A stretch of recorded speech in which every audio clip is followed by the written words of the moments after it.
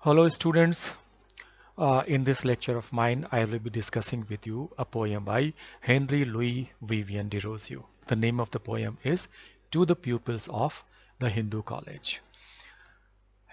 In the previous lecture we discussed Derozio the man, Derozio the poet. We also discussed certain influences which could be traced in Derozio's poetry. As you all know, that Derozio worked as an assistant headmaster at the Hindu College, Calcutta from 1826 to 1831. Derozio was a poet and he was a very popular teacher among his students at the Hindu College, Calcutta. Derozio was also associated with an intellectual movement which took place in Bengal and which was known as the Young Bengal Movement. Derozio can also be credited to bring about the Renaissance in Bengal. Renaissance, as you all know, Renaissance is the revival of learning, the learning of new things, demolition of old ideas. Bengal was undergoing a kind of social turmoil. Uh, on the one hand, we had people like Raja Ram Mohan Roy, who was doing his level best to fight against the unacceptable, inhuman social practices like sati pratha. He was also against idolatry, worshipping the idols, and he established a new cult, the Brahmo Samaj, which of course followed the Hindu ideals, but not the idol worshipping. Same way, Derozio himself was an iconoclast. He taught his students how to question, how not to take things for granted. He himself was a free thinker and he taught the same to his student. He was greatly influenced by the philosopher like David Hume. And here we should also remember that Derozio's teacher at Drummond's Academy was David Drummond, and David Drummond himself was a great fan of David Hume. Both of them coming from the same country, Scotland. This particular poem, to the pupils of the Hindu College, is a teacher's celebration of the growth and success of his students. It's a wonderful poem. So let's begin the poem. Let's go to the text first. Expanding like the petals of young flowers, I watch the gentle opening of your minds and the sweet loosening of the spell that binds your intellectual energies and powers, that stretch like young birds in soft summer hours. Mind these sounds, S sounds, repetition of S sounds, like young birds in soft summer hours. This is known as sibilance. Their wings to try their strength. Oh, how the winds of circumstance and freshening April showers of early knowledge and unnumbered kinds of new perceptions shed their influence, and how you worship truth's omnipotence. What joyance reigns upon me when I see fame in the mirror of futurity, weaving the chaplets you have yet to gain, and then I feel I have not lived in vain. What a noble idea! A teacher feels that he has not lived in vain if his students, if his disciples succeed in life. Let's go through the poem once again, line by line. Expanding like the petals of young flowers, I watch the gentle opening of your minds. Derozio, the teacher, is watching the gentle opening of the minds of his students. Their minds are awakening to the new knowledge which they are being exposed to in the new education system. Expanding like the petals of young flowers. Their minds are expanding like the petals of young flowers. These students are the budding talents and under the influence of new knowledge. This new knowledge is the knowledge based on European Enlightenment. You know, Raja Ram Mohan Roy, the great social reformer, he himself was a Sanskrit scholar, but he wanted the British government to establish colleges, institutions where the natives, where the Indians could be exposed to learnings of chemistry, natural philosophy, mathematics. He did not want Indians to learn Sanskrit because his belief was that the Indians would not learn anything new. It would not result in the expansion of their intellectual horizons. So you have to understand this poem in this backdrop. I watch the gentle opening of your minds and the sweet loosening of the spell that binds your intellectual energies and powers. There was something which was keeping their intellectual growth in check. What was it? This was a this was a spell, the spell of regressive atmosphere caused by morbid social practices like the caste system, the untouchability, practices like sati pratha, sati pratha, where a widow was forced to be burnt alive after the death of her husband. And then idolatry. So he says that with their exposure to this new learning, this spell of regressive atmosphere is being dispelled, loosening. This spell, this regressive atmosphere is being dispelled. It's going away, sweet, delightfully, because these things were keeping their intellectual energies and powers in check. They were binding, they were restraining the intellectual energies and powers. And as soon as these are dispelled, these are removed, the youths can achieve uh, a symphony of their intellectual energies and powers. Your intellectual energies and power. So they can achieve a synthesis of their intellectual energies and powers. They can fully realize their potential that stretch like young birds in soft summer hours.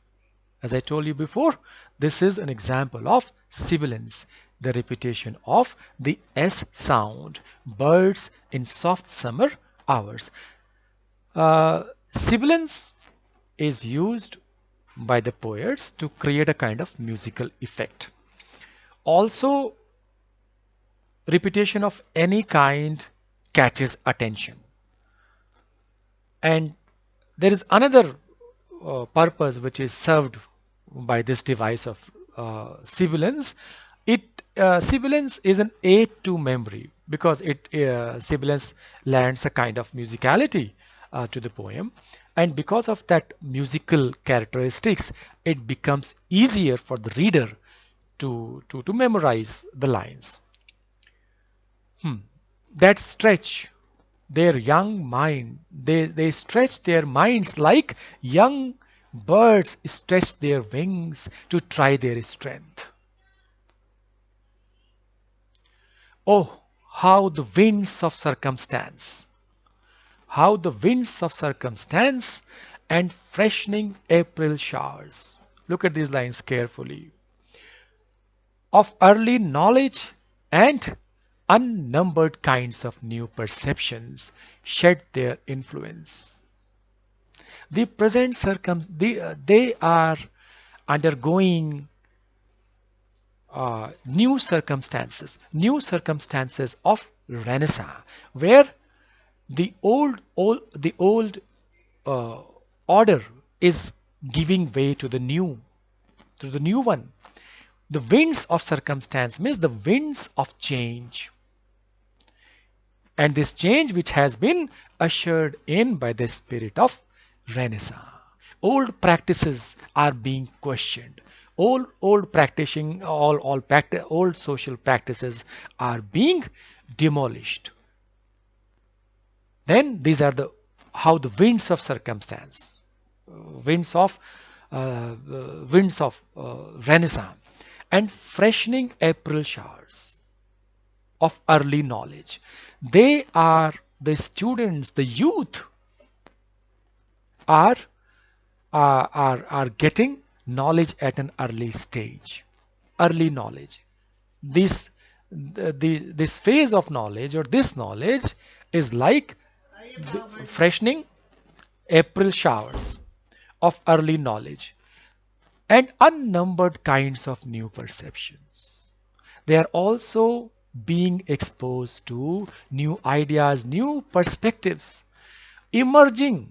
These new perspectives are again emerging from the demolition of the retrograde ideas, and these ideas are giving way to the new ones. So they are getting new perceptions which is born out of their new learning, shed their influence. So all these things, winds of circumstance, winds of change, freshening April showers of early knowledge, and unnumbered kinds of new perceptions, they are all casting their influence on the thought process of these budding talents, these budding students.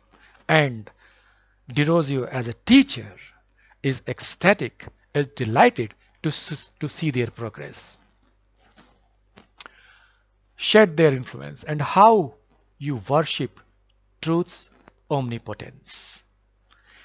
These students, if at all they worship anything, they worship truth's omnipotence. You should read this: worshipping truth's omnipotence as against worshipping an idol. So they have become the seeker of truth. Such was the impact of Derozio's personality as a teacher at the Hindu College, Calcutta, that he turned them into a seeker of truth, the seekers of truth. He had a great influence on them, and he was quite sympathetic to them. He successfully won their confidence, and the students also confided in their teacher. You know, he had established an academy, uh, and there the students, the teacher would discuss several issues like the existence of God and existence of God, the the value of vices, morality, emancipation of women, educations. So several socio-cultural and philosophical issues were deeply debated.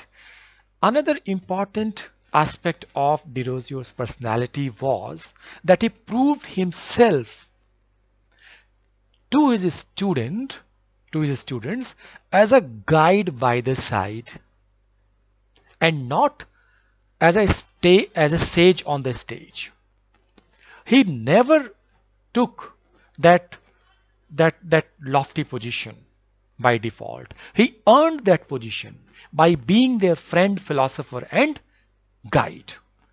So he is happy, he is content that ultimately his students have learned have learned to to identify truth and to worship truth, because nothing matters except truth. What joyance reigns upon me when I see fame in the mirror of futurity, weaving the chaplets you have yet to gain. Chaplets means garlands, crown that is worn around the head. And then I feel I have not lived in vain. So when he visualizes his disciples, his pupils, turning into great intellectuals in future, his joy knows no bounds. He he gets drenched in the happiness that he derives from the future success of his students. What joys reigns upon me when I see fame in the mirror of futurity. He can visualize it. He can visualize the fame of his student in the mirror of futurity. He is sure, he is confident that his students would turn out to be great intellectuals who are going to serve the country in days to come. And this gives him immense joy. Weaving the chaplets you have yet to gain. He is weaving the chaplets for his students.